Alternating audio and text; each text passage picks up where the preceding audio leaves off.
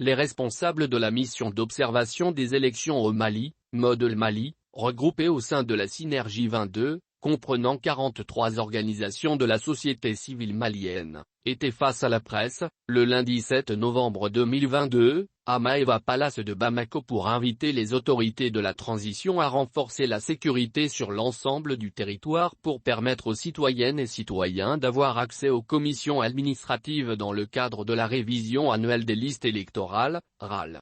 La première phase de la RAL, prévue du 1er au 31 octobre, est terminée.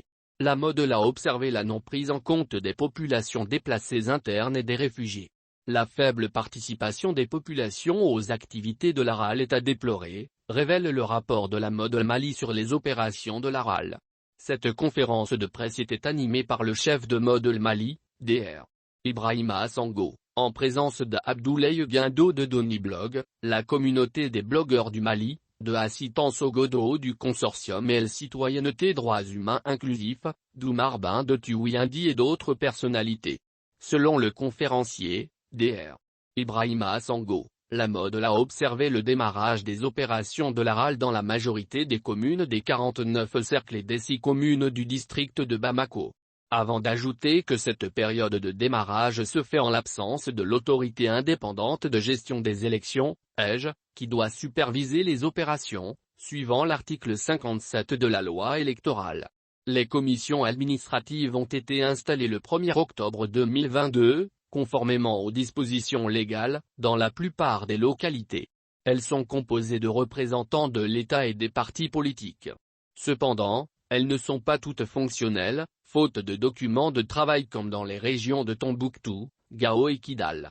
La non-installation des commissions, dans certaines communes, relève dans la plupart des cas d'un problème d'ordre sécuritaire à l'image des régions de Mopti, Tombouctou, Gao et Kidal.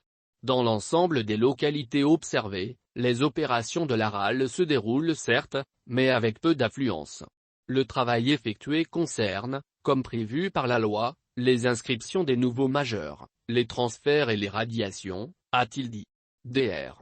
Sango a fait savoir que les populations montrent peu d'engouement pour la RAL pour plusieurs raisons: l'insuffisance d'informations sur l'importance de ces opérations de révision des récoltes à effectuer, de l'accès difficile à certaines communes dû au mauvais état des routes, des inondations et de l'insécurité.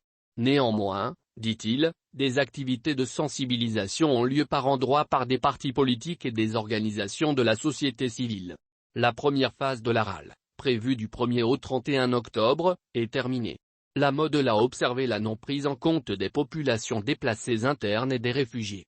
Dans les régions de Kaye, Koulikoro et Tombouctou, la Model a constaté les transferts et radiations dans toutes les commissions observées. Cependant, aucune inscription d'office n'a été constatée. Cela aura pour conséquence d'exclure, des échéances électorales futures, une bonne partie des nouveaux majeurs. La faible participation des populations aux activités de la RAL est à déplorer, a déclaré Dr. Sango. À l'issue de ce premier mois d'observation de la RAL, la Model a formulé des recommandations. Elle invite les autorités à renforcer la sécurité sur l'ensemble du territoire, pour permettre aux citoyens d'avoir accès aux commissions administratives, à adopter de stratégies de prise en compte des déplacés internes et des réfugiés.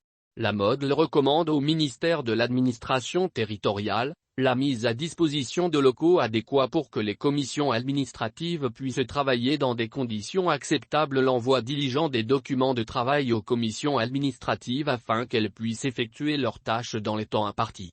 En outre, la Model demande aux partis politiques, l'intensification des activités d'information et de sensibilisation afin que les citoyens connaissent les différentes étapes de la RAL et les démarches à effectuer. Tant qu'on n'a pas de liste électorale fiable, on ne peut pas avoir des élections propres parce que les gens vont contester.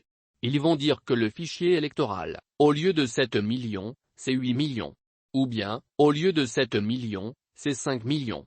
Mais cette période de révision annuelle des listes électorales permet de déterminer le nombre exact de ceux qui doivent voter.